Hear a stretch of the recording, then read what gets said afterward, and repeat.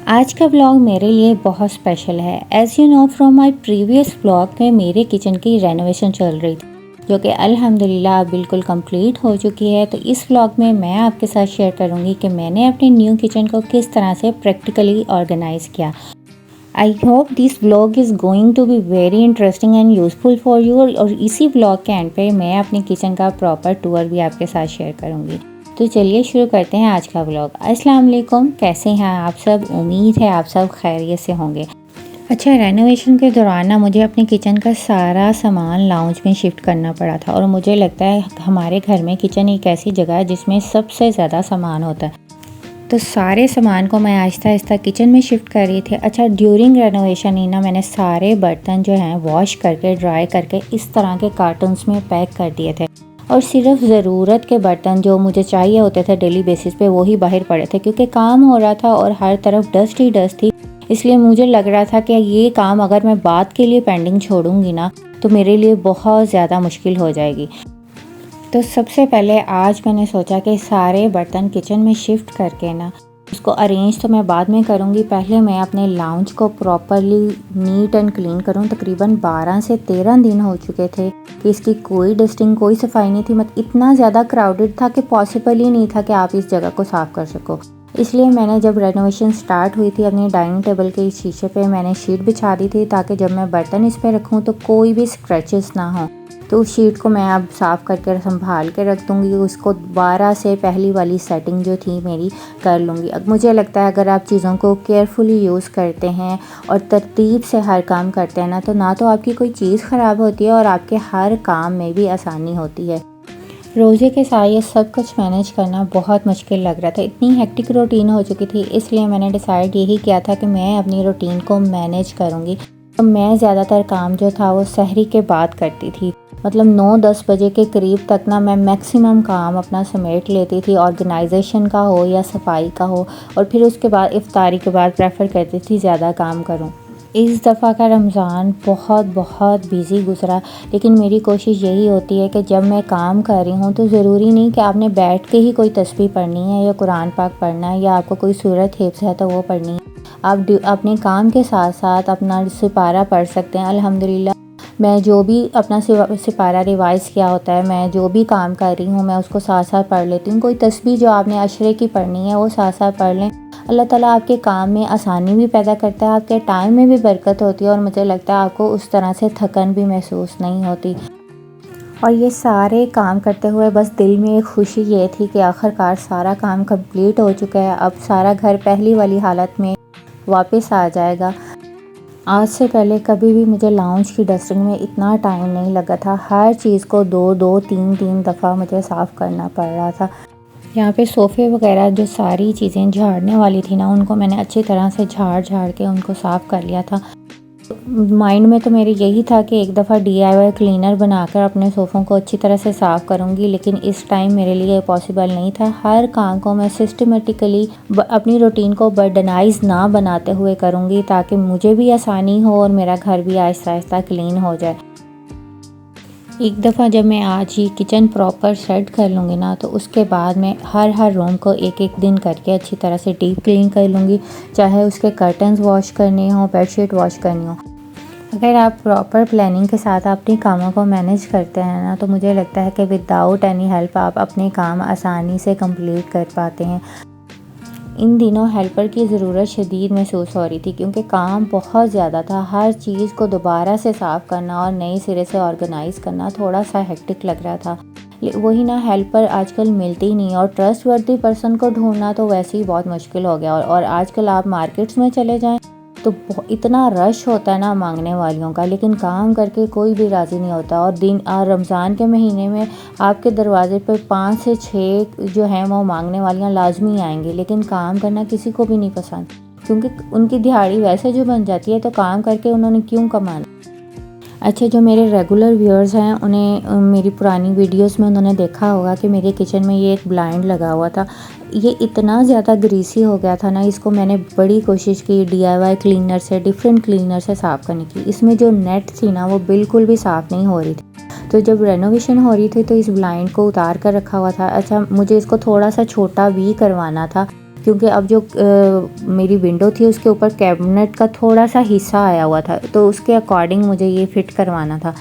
पहले तो मुझे यही डाउट था कि पता नहीं इसकी कटिंग हो के ये छोटा हो सकेगा नहीं। खैर शॉपकीपर से पूछा, उसने कहा कटिंग भी हो जाएगी। फिर उसी से मैंने पूछा कि इसको मैं क्लीन कैसे करूं, तो उसने कहा कि आप सिंपल ब्रश लेके ना इसको साफ़ कर लें पानी से, बल्कि पूरे को ही वॉश कर लें। तो यहाँ सबसे पहले मैंने काले तेल में थोड़ा सा पानी डाल के ना इसको क्लीन किया था और ये मिनटों में क्लीन हो गया था। बस काला तेल ना जब आपने यूज़ करना है तो केयरफुली यूज़ करना है। इसको यूज़ करने से पहले ना आप ग्लव्स लाजमी पहन लें। और माशाल्लाह ये बिल्कुल अच्छे से साफ़ हो गया था, ऐसे ही लग रहा था बिल्कुल न्यू है। तो अल्हम्दुलिल्लाह जी, मैंने अपनी किचन की ऑर्गेनाइजेशन स्टार्ट कर दी थी। एक दफ़ा सबसे पहले मैंने वाइप आउट कर लिया था सारे किचन को अच्छी तरह से। तो ये जी मैंने किचन में कॉर्नर पे बनाया है अपने अवंस के लिए, जो है वो कॉर्नर कैबिनेट। अच्छा, और मेरे पास 2 अवंस हैं। अगर इनको मैं शेल्फ़ पे रखती ना तो ये मेरी शेल्फ़ बहुत क्राउडेड लगती। पहले मैंने इनको एक स्टैंड बनवाया था, ऊपर नीचे रखा हुआ था।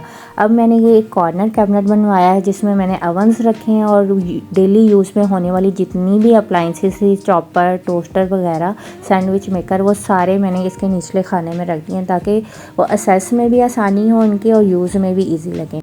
उसके बाद ये मैंने साथ में ही रख दिया था इसके मेरा एयर फ्रायर और केटल, जो कि डेली बेसिस पे यूज़ होती है। अच्छा, अपने काउंटर टॉप को ऑर्गेनाइज़ करते हुए मेरी कोशिश यही थी कि सिर्फ ज़रूरत की चीज़ ही यहाँ पे रखूँ, जो चीज़ मैं कैबिनेट में नहीं रख सकती, ताकि काउंटर टॉप बहुत ज़्यादा क्राउडेड भी ना लगे। अच्छा, ये एक छोटी सी कॉट है जिसको मैं यहाँ पे लाजमी रखती हूँ, ये मुझे बहुत पसंद है। इसमें छोटे छोटे जार्स होते हैं जिनमें ज़रूरत की सारी मैंने चीज़ें फिल करके रख ली होती हैं और मुझे लगता है कि ये जो छोटी सी कार्ट है मेरी किचन की खूबसूरती को मज़ीद बढ़ाती है। अच्छा, नीचे वाले जो सारे कैबिनेट्स थे ना, जब मैं आपको फुल लुक दूँगी तो आपको ज़्यादा अंडरस्टैंडिंग होगी। वो मैंने वुड की शीट के बनाए थे, थोड़ा सा कम्बिनेशन रखा था इसमें मैंने। ये मेरा जो है अवन के साथ वाला खाना है। इसमें जितने भी मैंने जार्स वगैरह जितने यूज़ में आते हैं किचन में, वो सारे मैंने इसमें ऑर्गेनाइज़ किए थे। किचन को ऑर्गेनाइज़ करते हुए ना मुझे इसलिए बहुत ज़्यादा आसानी हुई कि मैंने ऑलरेडी हर बर्तन को वॉश करके रखा होता। अगर मैं इस पॉइंट पे वॉश करके ड्राई करके दोबारा से रीफ़िल करके चीज़ें रखती ना तो मेरे लिए काम बहुत ज़्यादा हेक्टिक हो जाना था। अच्छा, इन शीशे वाले कैबिनेट्स में मैं वो सारे बर्तन रखूँगी जो मुझे ज़्यादा ज़रूरत होती है, जो ज़्यादा यूज़ होते हैं। मेरा जो बर्तनों वाली अलमारी है, वैसे जिसको यूजुअली हम शोकेस भी कहते हैं, वो मेरी लाउंज में पड़ी होती है, वो काफ़ी बड़ी है। उसमें से मैंने सिर्फ वही बर्तन यहाँ पे रखे थे जो मुझे किचन में इस्तेमाल के लिए यूज़ होते हैं, मतलब कोई गेस्ट आ जाता है जो फौरी तौर पर यूज़ करने होते हैं। बहुत ज़्यादा मैं इनको क्राउडेड नहीं करूँगी और मुझे लगता है कि मकसद सिर्फ बर्तन रखना नहीं होता, बल्कि उन्हें इस तरह से ऑर्गेनाइज़ करना होता है कि आपका किचन वाइड लगे, क्लीन लगे और ख़ूबसूरत भी महसूस हो। और मुझे लगता है कि जब आपकी चीज़ें साफ़ हों और तरतीब में हों तो आपका किचन में दिल भी लगता है और काम करने को भी दिल करता है। और अपने प्यारे से किचन को ऑर्गेनाइज़ करते हुए मेरा एनर्जी का लेवल ही कुछ और था। ये वो दिन था जिसका मैंने बहुत वेट किया था। मतलब मुझे बिल्कुल भी थकन महसूस नहीं हो रही थी और मैंने न जाने कितनी दफ़ा अल्लाह ताला का शुक्र अदा किया था। मुझे लगता है कि जब आप अल्लाह ताला का शुक्र अदा करते हैं, आपके दिल को भी सुकून महसूस होता है और अल्लाह ताला आपको और ज़्यादा नवाजता है। अच्छा, सारे किचन वाले कैबिनेट्स जो हैं वो मैंने ऑर्गेनाइज़ कर दिए थे। ये एक जो कटिंग बोर्ड है, ये मैंने आपके साथ पहले भी शेयर किया हुआ है। अच्छा, कुछ मैंने 1-2 चीज़ें थी जो मैंने सोचा था कि मैं उन चीज़ों को उसी वक्त यूज़ करूँगी जब मेरा नया किचन बनेगा। ये वाला जो स्पाइस जार सेट है ना, ये आज से 2 साल पहले मेरे बच्चों ने मुझे बर्थडे गिफ्ट दिया था। मुझे क्योंकि किचन आइटम्स बहुत पसंद हैं, तो मेरी प्रेफरेंस यही होती है कि अगर किसी ने मुझे खुश करना है ना, तो वो मुझे किचन की चीज़ें दे दें मुझे गिफ्ट्स में, तो मैं सबसे ज़्यादा खुश हो जाऊँगी। तो मेरे बच्चों को मेरी चॉइस पता थी, तो उन्होंने ये मुझे स्पाइस जार गिफ्ट किया था और तब से मैंने ये संभाल के रखा हुआ था कि जब मेरा किचन बिल्कुल सेट हो जाएगा तब मैं इसको यूज़ करूँगी। और अल्हम्दुलिल्लाह आज वो दिन आ गया था। अच्छा, ये मेरे किचन का दूसरा कॉर्नर है। इसको मेरे माइंड में था कि इसको मैं बहुत अच्छे तरीके से सेट करूँगी और बहुत ज़्यादा क्राउडेड भी नहीं करूँगी। तो सबसे पहले मैंने इन स्पाइस जार को ना वॉश करके अच्छी तरह से ड्राई कर लिया था। ड्राई करने के बाद इनमें मैं सारे स्पाइसेस जो हैं वो जितने भी नीडेड होते हैं, जो डेली बेस पे हमें चाहिए होते हैं, वो मैं इसमें फ़िल करके रख लूँगी। अच्छा, कॉर्नर में ना मेरे पास ये एक रिवॉल्विंग ट्रे पड़ी थी जो काफ़ी अरसे से मैं यूज़ भी कर रही थी, क्वालिटी वाइज भी बहुत अच्छी है। तो इसको मैंने इस तरह से प्यारा सा इसका एक सेटअप किया, एक कैंडल रखी, ये टेबल मैट्स रखे। माशाल्लाह ये बहुत प्यारा कॉर्नर मेरा लग रहा था। और ये जी चूल्हे के पास मेरा वही जो पहले वाला सेटअप होता था, एक ऑयल बॉटल रखी है मैंने। मुझे लगता है अगर आप किचन को ब्यूटीफुली ऑर्गेनाइज़ करते हो ना तो आपके किचन में खुद ही दिल लगता है। और चूल्हे के बिल्कुल नीचे ये मैंने 3 ड्रॉर्स बनाए थे। अच्छा, फर्स्ट वन जो ड्रॉ था वो कटलरी ड्रॉ था। इसमें ये जो ट्रे है मैं ऑलरेडी मैंने परचेज़ की हुई थी और उसके अकॉर्डिंग ही वर्कर ने जो है ये ड्रॉ बना दिया था। इसमें सिर्फ मैं वो चीज़ें रखूँगी जो डेली बेस पे आपको चाहिए होती हैं कैटेगराइज़ करके। मुझे लगता है कि अगर आप बहुत ओवरलोडेड कर देते हो, एक तो डिसऑर्गेनाइज बड़ी होती हैं वो चीज़ें और आपको जिस चीज़ की ज़रूरत हो उसको ढूंढना भी मुश्किल हो जाता है। अच्छा, दूसरे नंबर वाले ड्रॉ में मेरे जितने भी खड़े मसाले थे वो सारे मैंने इसमें फ़िल करके रख लिए थे। अच्छा, ये वो सारे जार्स हैं जो न्यूटेला के लिए या चॉकलेट स्प्रेड के जो जार होते हैं ना के लिए यूज़ होते हैं। इन सबको मैंने वॉश करके इनके स्टिकर उतार के मैंने इनको रीयूज़ किया था।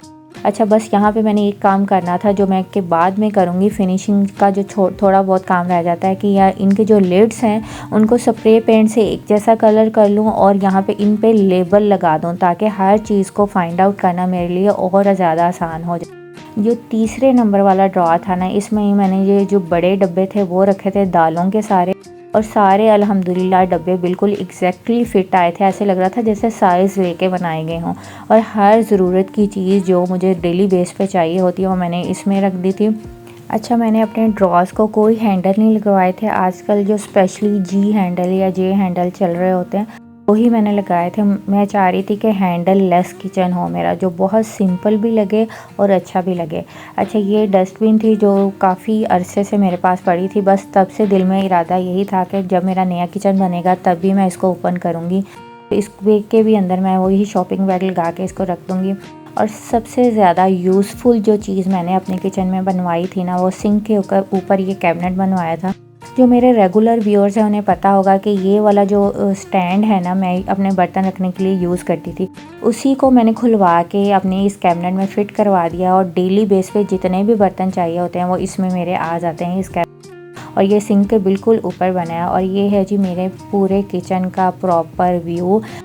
अच्छा, कलर मैंने वही सिलेक्ट किया था जो मेरी ऑलरेडी जो किचन में टाइल्स लगी हैं उनके साथ अच्छा लगे, लेकिन सिर्फ जो शीशे वाले कैबिनेट्स हैं ना उनके लिए मैंने वुड कलर की शीट चूज़ की थी और उसकी वजह से किचन की पूरी लुक इन्हेंस हो गई और माशाल्लाह बहुत अच्छा लग रहा था। और मैंने पूरे किचन में कोई हैंडल नहीं लगवाया था, ऊपर वाले बिल्कुल सिंपल लग रहे थे विदाउट एनी हैंडल। ज़्यादा अच्छी और नीट लुक आ रही थी और ब्लाइंड भी मेरा बिल्कुल एग्जैक्टली जो है विंडो के हिसाब से कट होके अच्छी तरह से फिट होके लग चुका था और मुझे लगता है अब ये ज़्यादा प्रॉपर लुक लग रही है पूरे किचन की। अच्छा, नीचे जो है वो मैंने ये जे हैंडल लगवाए थे जो कि बहुत अच्छे कॉम्बिनेशन में मुझे मिल गए थे। इस प्यारे से किचन तक पहुंचने का सफ़र आसान नहीं था। बस इतना कहूँगी कि जब मैं अपने किचन को नीट, क्लीन एंड ऑर्गेनाइज देखती हूँ ना तो मुझे लगता है कि मेरी सारी मेहनत वसूल हो गई है। आई होप आज का मेरा ये व्लॉग पसंद आया होगा आपको। If yes then don't forget to like, share and subscribe. Thank you so much. Allah हाफिज़।